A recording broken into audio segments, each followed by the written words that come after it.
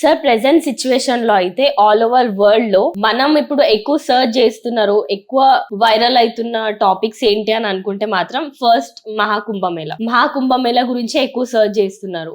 So ఇప్పుడు చాలా మంది కూడా చాలా విధాలుగా చెప్తున్నారు. మనము సంజీవని న్యూమరాలజీలో మీ ఒపీనియన్ ఏంటి అంటే కుంభమేళ మీద మీ ఒపీనియన్ ఏంటి సార్? ఈ క్వశ్చన్ కి నేను ఆన్సర్ చేయాలంటే నాకు చాలా సంతోషంగా ఉంది. ఎందుకంటే ఇప్పుడు ఏదైతే మహాకుంభమేళ గురించి నేను ఎలా అనాలైసిస్ ఇస్తాను, అయితే ఇప్పటివరకు చాలా మంది చాలా విధాలుగా ఇవ్వడం జరిగింది. కానీ ఇక్కడ బేసికలీ మన న్యూమరాలజీలో నేను ఆల్రెడీ చెప్పాను, మన దగ్గర లాజిక్ ఉండాలి, క్లారిటీ ఉండాలి, రిజల్ట్ ఓరియంటెడ్ ఉండాలి. అయితే ఇక్కడ ఇప్పుడు మనం వైరల్గా చూసే వర్డ్ ఏదంటే ఉందంటే మహాకుంభమేళ. అంటే ఇది కుంభమేళ కాదు, మహాకుంభమేళ. అయితే ఇదే మహాకుంభమేళ మీద నేను ఫస్ట్ టైం, ఇప్పటివరకు ఎవరైనా ఇంత క్లారిటీ ఇచ్చిరో లేదో, మనం ఇయ్యేది ఏంటంటే ఫస్ట్ ఏంటంటే సనాతనం వైస్, అంటే సనాతనంగా మహాకుంభమేళ అంటే ఏంటి, బేసికల్ ఇంకా మన దాంట్లో వచ్చేది ఏంటంటే physical, mental, emotional, spiritual, financial. దాంతో పాటు లాస్ట్ కి కొన్ని ఫూలిష్నెస్ టాక్స్ ఏంటి అంటే కొంతమంది మూర్ఖత్వంతో ఎలా మాట్లాడుతున్నారో ఇవన్నీ ఇన్ డీటెయిల్ గా ఈ ఎపిసోడ్ లో మనం తెలుసుకుందాం. ఓకే, ఫస్ట్ థింగ్ ఏంది అంటే కుంభమేళ గురించి సనాతనంలో ఏం చెప్పింది అంటే, మన ధర్మశాస్త్రాల్లో ఎలా ఉందంటే ఒక స్టోరీ అనేది ఉంది. చాలా మంది అయ్యగారులు అందరికి ఎక్స్ప్లెయిన్ చేశారు కాబట్టి నేను షార్ట్ అండ్ స్వీట్ గా చెప్తాను. అంటే ఎప్పుడైతే ఈ అమృతం కోసము దానవులు మళ్ళీ దేవతలు అనేది ఎప్పుడైతే ఇప్పుడు మదనం అనేది జరుగుతున్నప్పుడు, ఎవరైతే రాక్షసులు ఇంకా దేవతలు చేసేటప్పుడు మనకి ఎన్నో వస్తువులు అనేది రావడంలో దాంట్లో మనకు వచ్చేది ఏంటంటే అమృత కలశం.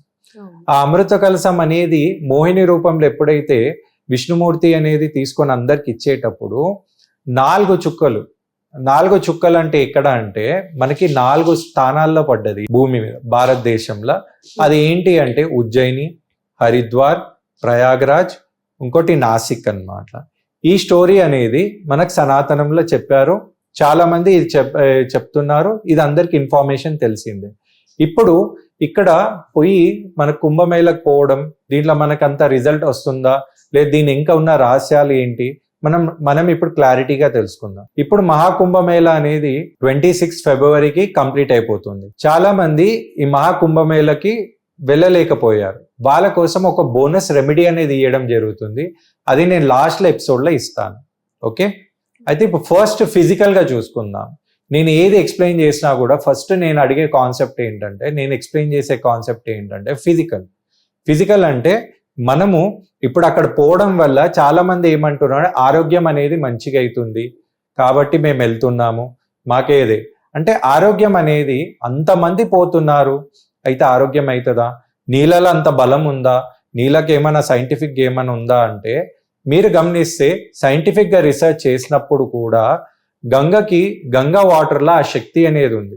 అంటే మన భూమి మీద ఎన్నో వాటర్ అనేది ఉంది. అంటే మనకి పవిత్రమైన జలం ఏంటంటే ఇప్పుడు గంగా జలం.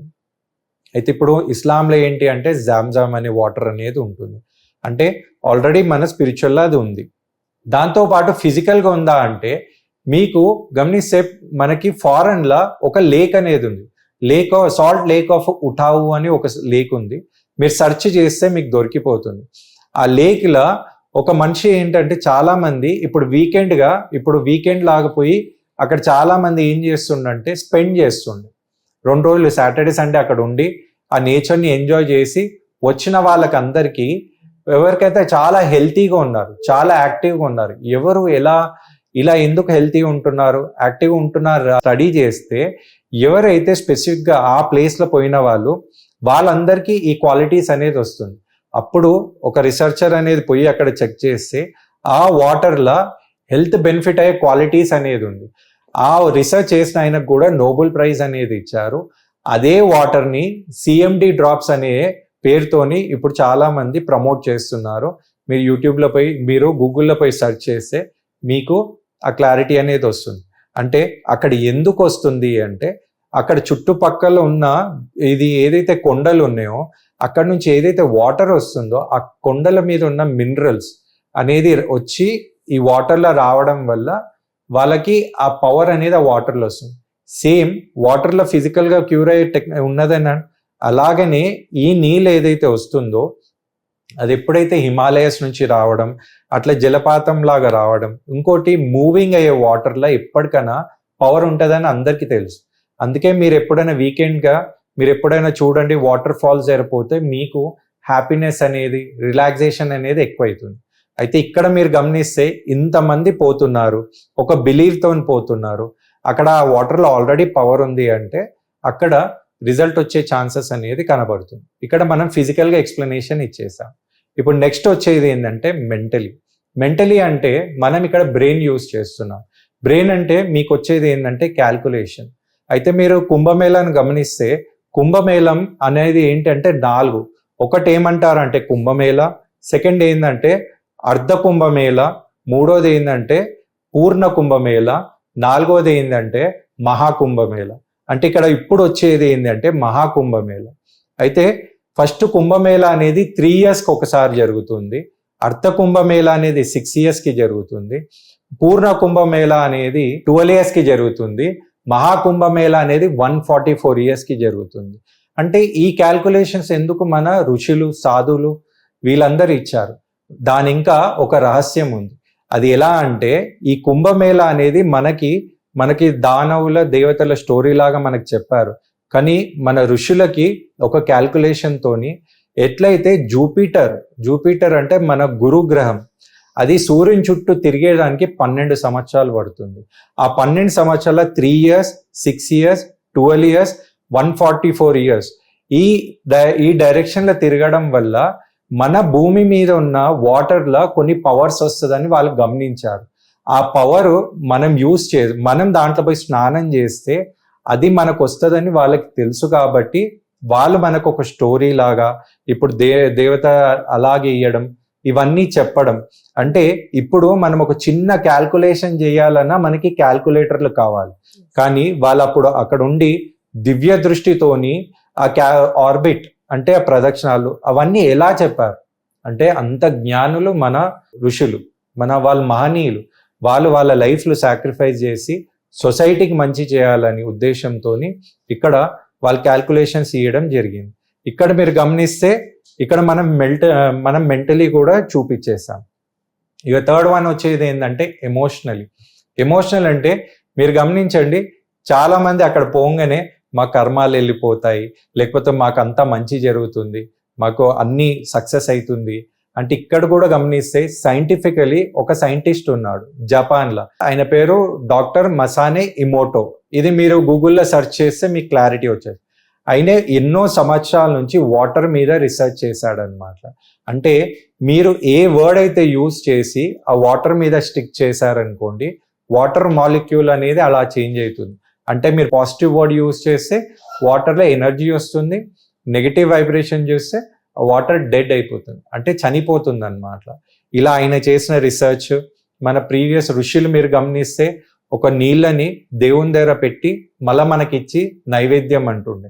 అంటే ఈ దేవుని పాదోదకం తీరతం అని అంటుండే. అంటే మనం దేవుంది పాదోదకం స్వీకరిస్తున్నాం. అంటే మనం ఏదైతే మంత్రం అనేది మనం ఉచ్చరించి మనం చదివి నీళ్ళని తాగినా, మీరు గమనిస్తే ఇప్పుడు చాలా మంది ఏమైనా మంత్రం వేయాలనుకున్నా నీళ్ళ మీద మంత్రం చదివి మనకు తాగిపిస్తుంది. అంటే మన బాడీలో 80% వాటర్ ఉంది కాబట్టి ఈ వాటర్ అనేది అక్కడ కనెక్ట్ అయ్యి మనకి మంచి అవుతుందని ఒక ఎమోషనల్గా కూడా ఉంది, సైంటిఫిక్గా కూడా ప్రూవ్ చేశారు.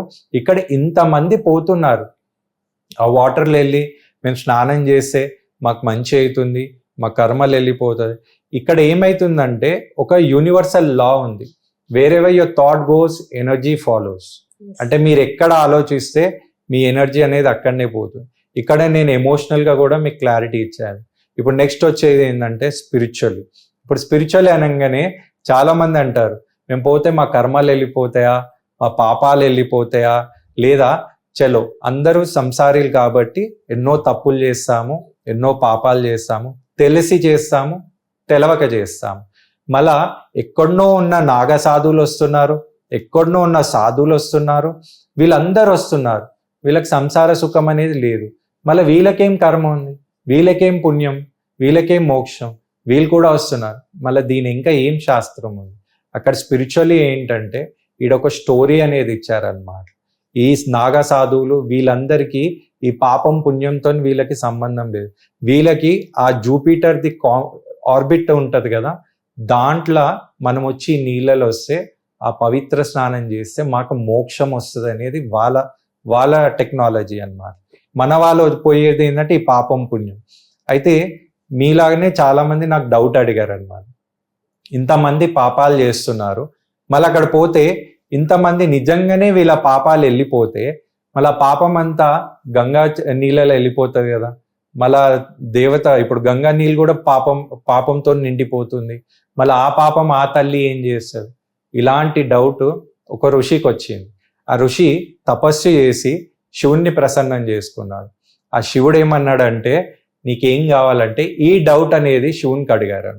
శివుడు ఏమన్నాడంటే, ఈ పాపం ఇవన్నీ నాకు తెలియదు, మీరు ఎక్కడ పోతున్నారు? గంగా స్నానంకి, పవిత్ర స్నానంకి వెళ్తారు, అయితే మీరు గంగమ్మనే అడగండి. అయితే ఇప్పుడు గంగమ్మని పిలిచినప్పుడు ఆయన అడుగుతారనమాట. ఆ అమ్మ ఏమంటదంటే, ఇది నాకు తెలియదు, సముద్రానికి పోయి నేను అప్పచెప్తున్నాను, సముద్రునికి అడగండి. అయితే సముద్రుని పిలిచి అడుగుతారు. సముద్రుడు ఏమంటాడంటే, నాకు ఇది తెలియదు, నేనేం చేస్తున్నంటే ఆవిరి రూపంలో నేను సూర్యునికి ఇస్తున్నాను, నాకు తెలియదు అని. అయితే సూర్యుడిని పిలుస్తారు. సూర్యుడు ఏమంటే ఆయన ఏమంటే, నాకు దీని గురించి తెలియదు, నేను వరుణుడికి ఇస్తున్నాను, అది ఆయనకు తెలుసండి. ఇప్పుడు వరుణుడిని పిలుస్తారు. వరుణుడు ఏమంటే, నాకు దీని గురించి ఏం తెలియదు, నేను మళ్ళా వర్షంలా కురిపిస్తున్నాను, నేను భూమి మీద ఇచ్చేస్తున్నాను అని తెలుసు. భూదేవికి వచ్చి అడుగుతారు. భూదేవి ఏమంటదంటే, నేనేం చేస్తున్నానంటే ఈ నీళ్లు, ఈ పాపం పుణ్యం రావడం వల్ల నేను పండ్లు, కూరగాయల రూపంలో నేను మళ్ళా అందరికి ఇస్తున్నాను, అది వాళ్ళకి తెలుసు. ఈ పండ్లు పండ్లే కానివ్వండి, ఇది కూరగాయలే కానీ ఇవన్నీ మళ్ళీ ఎవరు తింటున్నారు అంటే, ఇక్కడ ఒక సైక్లిక్ రియాక్షన్ లాగా జరుగుతుంది. అంటే ఎన్నో మనం తెలియక చేసిన పాపాలు పరిహారం అవుతుందేమో కానివ్వండి, మీరు కావాలని ఎన్నో పాపాలు చేసి సముద్ర స్నానం చేస్తే అది పోదు. అదన్నీ మళ్ళా మనకి క్యాల్కులేట్ అయ్యి ఎవరికి ఎంత ఇయ్యాలో ఆ కర్మ సిద్ధాంతంతో మళ్ళా అందరికీ ఈక్వల్లీ డిస్ట్రిబ్యూట్ అవుతుంది. అంటే ఇక్కడ నేను మీకు స్పిరిచువల్గా చెప్పాను. ఇప్పుడు లాస్ట్కి ఫైనాన్షియల్ వస్తుంది. ఫైనాన్షియల్ వస్తే చాలామంది అంటారు, దీంట్లో డబ్బుది ఏంటి, ఇంత ఖర్చు చేస్తుంది కదా గవర్నమెంట్, దీనివల్ల ఏం లాభం? ఇక్కడ మీరు గమనిస్తే అది జరిగేది ఉత్తరప్రదేశ్లో మీరు క్యాల్కులేటెడ్గా ప్రకారం చూస్తే ఖర్చు పెట్టింది 7,000 crores దాకా అప్రాక్సిమేట్.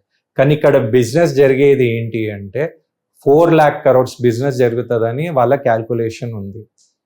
ఇంకోటి ఇక్కడ ఏంటి అంటే వాళ్ళ క్యాల్కులేషన్ ప్రకారం ఒక 40 కోట్ల మంది హాజరవుతారని చెప్పారు. అంటే 450 million పీపుల్.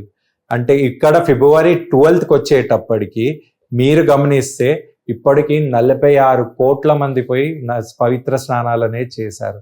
అక్కడ ఫైనాన్షియల్గా బెనిఫిట్ అంటే మీరు ఇక్కడ గమనిస్తే సనాతన ధర్మంలో అందరికీ మనీ అనేది డిస్ట్రిబ్యూట్ అవుతుంది. మీరు ఇక్కడ నుంచి కనీసం 46 కోట్ల మంది జనాభాలో 1% తీసుకున్నా, 10% తీసుకుని 4 కోట్లు, కనీసం ఒక మామూలు బిచ్చగాడు వెళ్ళి 1 రూపాయి తీసుకున్నా కూడా వాడు కోటీశ్వరుడే అన్నమాట. అలాగా కానివ్వండి, ఒక ఉట్టి నీళ్ళ నుంచి డబ్బు తీసే వాళ్ళకి డైలీ 4,000 to 5,000 రూపీస్ కాయిన్సే దొరుకుతుంది. ఒకటి ఫ్రీగా అక్కడ యాప పుల్లలు ఫ్రీగా తెచ్చి అది అమ్మిన 4 రోజుల్లో వాడు 40,000 సంపాదించాడు. ఒట్టి వీళ్ళే ఇంత సంపాదించినప్పుడు గవర్నమెంట్ ఎంత సంపాదిస్తుంది, ఎంత ట్రాన్సాక్షన్ అవుతుంది? ఫారెన్ నుంచి ఎంతో మంది వస్తున్నారు, ఎంతో మంది అక్కడ పవిత్ర స్నానాలు చేస్తున్నారు. ఇప్పుడు మీరు గమనిస్తే నేను కుంభమేళా గురించి మీకు సనాతనం వైజ్ చెప్పాను, physical, mental, emotional, spiritual and financial కూడా చెప్పాను.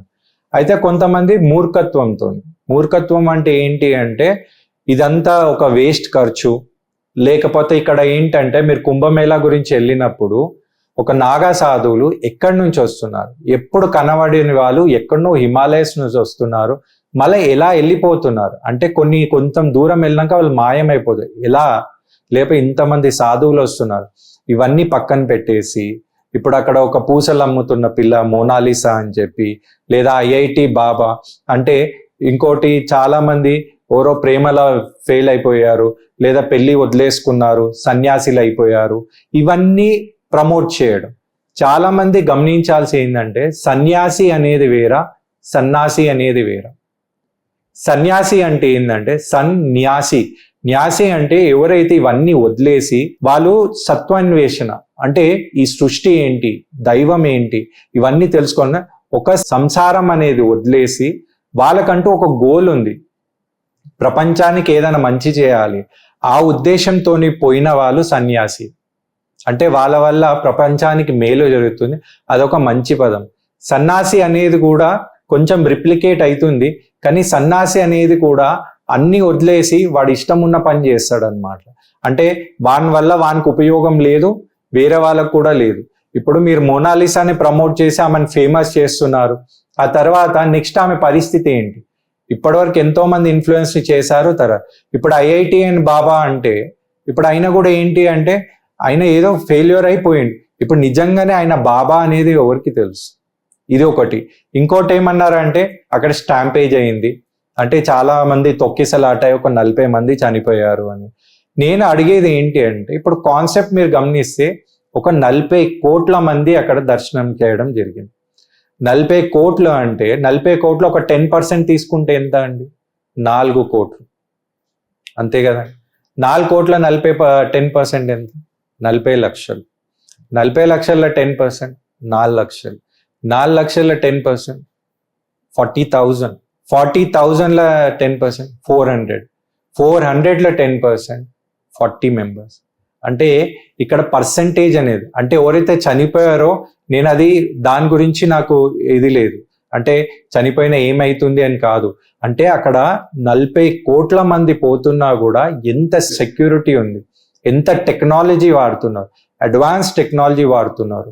ఇంకోటి అక్కడ ఎంతో మంది సేవ చేస్తున్నారు, అంతమందికి అన్నదానం చేస్తున్నారు. అవన్నీ కూడా గమనించాలి. ఇది కూడా ఒక జరిగింది ఒక మిస్టేకే, కానీ దాన్ని రెక్టిఫై చేసే ఛాన్స్ కూడా ఇవ్వాలి. ఇవన్నీ కాకుండా ఫూలిష్నెస్ పక్కన పెడితే గ్రేట్నెస్ చూడండి. మీకు ఎంతమందికి తెలుసు మన కుంభమేళని 2017లో యునెస్కో వాళ్ళు ఇంటాంజిబుల్ హెరిటేజ్ కల్చర్ అనే ఒక మనకి ఇచ్చారన్నమాట. దాంతోపాటు ప్రపంచం మొత్తంలోనే ఒక రిలీజన్ కి సంబంధించి ఒక సమూహ అంటే ఒక రావడం, అందరి దగ్గర రావడం అనేది ప్రపంచం మొత్తంలోని ఇది చాలా పెద్దది. ఎంత పెద్దదంటే మీకు స్పేస్ నుంచి మన కుంభమేళా అనేది కనబడుతుంది, అంటే అంత పెద్ద ఈవెంట్ అన్నమాట. ఇంకా చాలా మంది ఇప్పుడు యాపిల్ ఫోన్స్ అంటారు. ఆ యాపిల్ ఫోన్స్ లాంచ్ కాగానే దాని లైన్లో పోయి తీసుకోవడమే మహా గొప్ప వరం అనుకునే దగ్గర ఆ యాపిల్ ఫోన్ అధినేత స్టీవ్ జాబ్స్ వాళ్ళ భార్య అట్లాంటి పెద్ద పెద్ద దిగ్గజాలు వచ్చి మహాకుంభమాల పవిత్ర స్నానం చేసి ఆమె పేరు కూడా కమలాన్ని మార్చుకుంది. అంటే మనది ఎంత పవర్ఫుల్ కల్చర్ అనేది తెలిసి ప్రపంచంలో ఉన్న వాళ్ళందరూ వస్తున్నారు, వాళ్ళు పవిత్ర స్నానం చేసి ఆ వాల్యూ అనేది తెలుసుకుంటున్నారు. దీని గురించి టెలికాస్ట్ చేయమంటే ఎంతమంది చేస్తున్నారు. అదే ఇప్పుడు చూడండి, ఎవరో ఫారెన్లో ఒక రాజుది వాళ్ళ కొడుకుదో కూతురుదో పెళ్ళైతే దాన్ని లైవ్ టెలికాస్ట్ చేస్తున్నారు. ఇలాంటి పరిస్థితుల్లో మనం ఉన్నాం. కానీ ఇంత పవిత్ర స్నానం ఇవన్నీ మనం పోలేకపోతున్నాం. నేను మీకు ఎపిసోడ్ స్టార్టింగ్లోనే చెప్పాను, మీకు ఒక బోనస్ అనేది ఇవ్వడం జరుగుతుంది. అయితే కుంభమేళా స్టార్ట్ అయ్యింది ఎప్పుడు అంటే మనకి 13th జనవరికి స్టార్ట్ అయింది 2025లో. మనకి ఇప్పుడు 26th ఫిబ్రవరి 2025లో అయిపోతుంది. అంటే కరెక్ట్ 45 days అనేది ఉంటుంది. అయితే మనకి ఇప్పుడు సమాప్తం అయ్యేది కూడా మంచి పవిత్రాతి దినం ఏంటంటే మహాశివరాత్రి. అయితే మీరు గమనిస్తే ఇప్పుడే అక్కడ 300 kilometers దాకా ట్రాఫిక్ జామ్ జరగడం జరిగింది. ఇంకోటి ఈ జన ప్రవాహంలో కాశీకే కానీ అయోధ్యలో ఉన్న స్కూళ్ళకి హాలిడేస్ ఇవ్వడం జరిగింది. ఇంకోటి వాళ్ళు చెప్తున్నారు, ఎవరో చాలా మంది దూరం నుంచి వస్తున్నారు, వాళ్ళని దర్శనం చేసుకొని ఇవ్వండి, ఇక్కడ ఏరియాలో ఉన్న వాళ్ళు రాకండి అంటే అంత పబ్లిక్ అనేది వెళ్ళడం జరుగుతుంది. అయితే చాలా మంది వెళ్ళలేకపోవచ్చు, చిన్నవాళ్ళే కానివ్వండి, లేకపోతే సిచ్యువేషన్సే కానివ్వండి, జాబ్లో ఉన్న వాళ్ళు కానివ్వండి, పెద్దవాళ్ళే కానివ్వండి, కుంభమేళకి వెళ్ళలేకపోవచ్చు. ఇంకోటి ఇప్పుడు నెక్స్ట్ అమావాస్య వస్తుంది, ఇంకా చాలా మంది పోయినా కూడా చాలా రిస్క్ ఉంటుందని అందరు చెప్పారు. కాబట్టి కుంభమేళకి వెళ్ళి మనం చేసే పవిత్ర స్నానం చేస్తే ఎంత పుణ్యం వస్తుందో అది మీరు ఇంట్లో ఉండే మీరు చేసుకోవచ్చు. అది ఎలా అంటే ఇక్కడ ఒక మంత్రం అనేది డిస్ప్లే అవుతుంది. దయచేసి ఆ మంత్రం అనేది మీరు చదువుతూ మనసా వాచా కర్మన ఆ మనసు మంచి చదువుతూ పరమేశ్వరునే కానివ్వండి, గంగమ్మనే కానివ్వండి, మన ఋషులను అందరినీ మనసులో స్మరిస్తూ మనం ఆ మంత్రాన్ని చదువుతూ మనం స్నానం చేసే నీళ్ళలా 3 సార్లు మీరు చదివి మీరు స్నానం చేస్తే మీకు ఆ ఫలం అనేది తప్పకుండా వస్తుంది. ఎందుకంటే మన శాస్త్రంలోనే ఉంది యద్భావం తద్భవతి అని. మీరు మనసులో అనుకోండి, wherever your thought goes energy follows. అదే శక్తి మీ ఇంట్లో మన వాళ్ళు ఇచ్చిన అద్భుతమైన వరం. తప్పకుండా అది చేసి మీరు ఆ కుంభమేళకున్న ఏదైతే మహత్వం అనేది మన ఇంట్లో నుంచే మనం పొందుతాం.